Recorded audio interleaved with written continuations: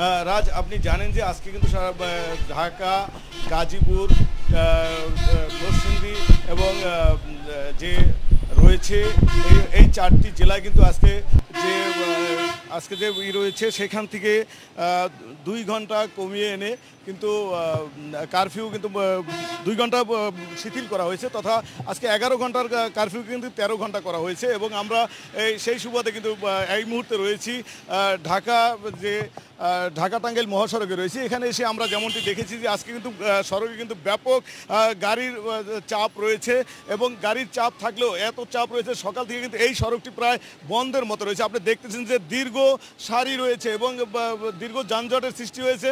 তবে আমরা কিন্তু এই সড়কে কিন্তু সাধারণ মানুষ দেখতে পেয়েছি, গাড়ি দেখতে পেয়েছি, সমস্ত কিছু দেখলেও সেখানে কিন্তু আমরা কিন্তু সড়কে কিন্তু দেখতে পাইনি কোনো কিন্তু আমরা ট্রাফিক ব্যবস্থাপনা কিন্তু আমরা কোনো দেখতে পাইনি যে সড়কে কোথাও কিন্তু কোনো ট্রাফিক ব্যবস্থাপনা নেই। আপনি দেখতেছেন যে পুরো সড়কটি কিন্তু এভাবে যানজটের সৃষ্টি হয়েছে, এবং পাশাপাশি যে মানুষ তীব্র গরমের ভিতরে মানুষ রয়েছে, সেই মানুষগুলো কিন্তু গরমের ভিতরে অনেক পরিশ্রম করে কিন্তু এক জায়গাতে এক জায়গায় যায়। এই গরমকে উপেক্ষা করে মানুষ কিন্তু যে সড়কে পাড়ি হচ্ছে এবং কর্মস্থলে যাচ্ছিল, সেই কর্মস্থলে কিন্তু যাওয়া কিন্তু প্রতিটা মানুষের জন্য কিন্তু কষ্ট হয়ে গিয়েছে যে সড়কে এভাবে দীর্ঘ সময় বসে থাকতে হচ্ছে।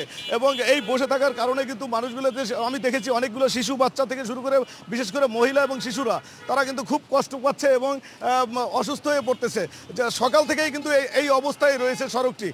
পাশাপাশি আমরা যদি এখানে বাজার ব্যবস্থাপনার কথা বলি, তাহলে এখানে কিন্তু যে সার্বিক অবস্থা রয়েছে, মানুষের ভিতরে স্বস্তি ফিরে আসলেও যে বাজার ব্যবস্থাপনা সমস্ত দ্রব্যমূল্যের দাম কিন্তু একটু বেশি রয়েছে, এবং ব্যবসায়ী যারা রয়েছে তারা কিন্তু স্বস্তি প্রকাশ করতেছেন যে দ্রব্যমূল্যের দাম বেশি থাকতে ব্যবসায়ী স্বস্তি প্রকাশ করলেও এখানে কিন্তু অস্বস্তি প্রকাশ করতেছেন ক্রেতা যারা রয়েছেন।